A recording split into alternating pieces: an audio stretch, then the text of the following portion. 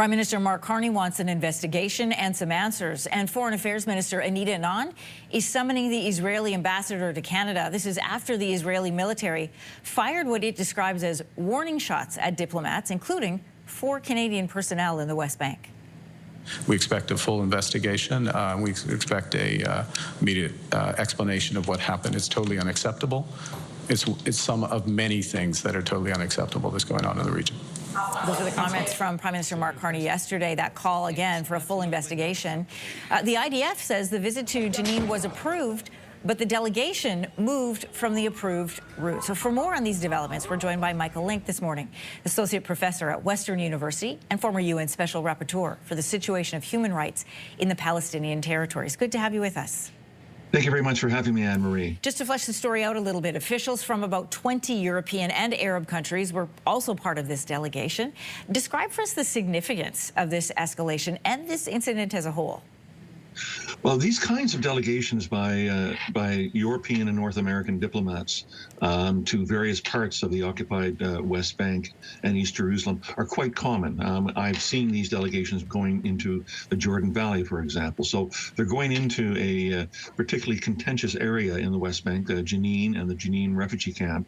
Much of that camp was destroyed by the IDF, the Israeli Defense Forces, several months ago, and its 15 to 20,000 residents were dispersed. So I think these diplomats were there to try to determine what the degree of the damage was and what can be done to have these refugees return to their homes in the camps. So to actually have gunfire directed near or towards an approved diplomatic visit to an area in the West Bank is unusual, but it's a serious breach of international diplomatic conventions, and it's something that I think virtually all countries who participated in this delegation have issued strong statements against the Israeli actions over the last 24 hours. Oh, you heard the Prime Minister there call these actions unacceptable. Would you agree? And what was your reaction when you heard what had happened?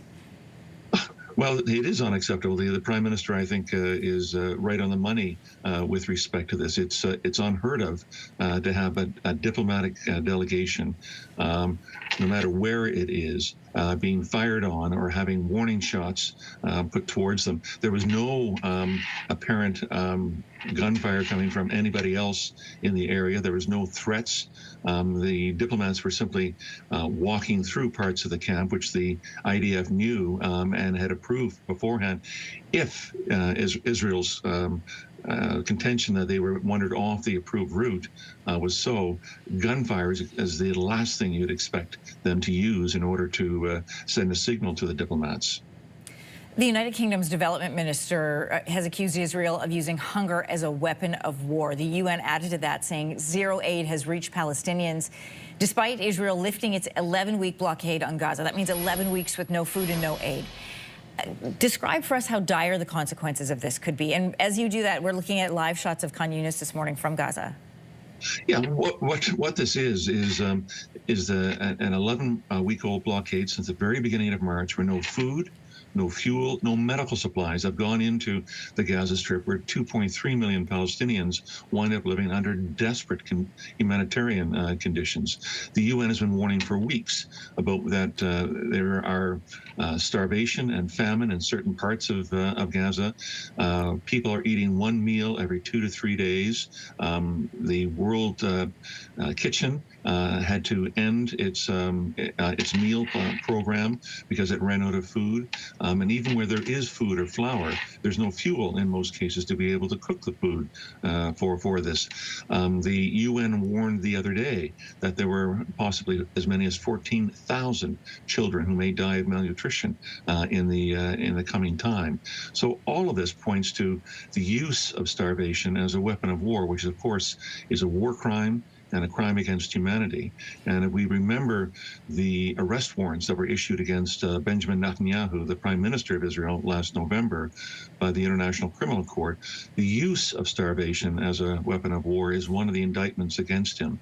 And I assume that the International Criminal Court has been keeping a tab since then, over the last 6 months, with respect to the continuation of this of starvation and the lack of food as a weapon of war. In response to this, Canada, along with a handful of other countries, has has said they will issue sanctions. In the meantime, Canada has a long time voted for a two-state solution to the crisis there. But Israeli Prime Minister Benjamin Netanyahu says all areas of Gaza are going to be controlled by Israel once this offensive that we're experiencing ends. So how are countries like Canada supposed to reconcile that?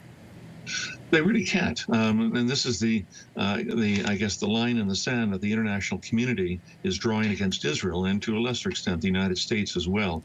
Benjamin Netanyahu has been very open in stating that he opposes a two-state solution, and that's a sentiment that's broad across much of the Israeli political spectrum. So we are witnessing a UN summit next month in June at its headquarters in New York City, co-chaired by France and Saudi Arabia, whose goal is to set up a irreversible path towards a Palestinian state. But it seems to me very hard to reconcile that wish, which has been the international community's policy for the past 2 decades, with Israel's continuing to build more settlements. There's now about 360 settlements in the occupied West Bank and East Jerusalem, and 740,000 settlers. When Israel is increasing its number of settlers in the occupied territory by about 20 to 25,000 a year, one has to wonder, in doing the math, if a Palestinian state is ever possible under these circumstances. Michael Link, Associate Professor at Western University and former UN Special Rapporteur for the situation of human rights in the Palestinian territories. Thanks for your insight this morning. Thank you very much, Anne-Marie, for having me. If you like that video, make sure to subscribe to the Your Morning YouTube feed, where you can find all kinds of new content posted every weekday morning.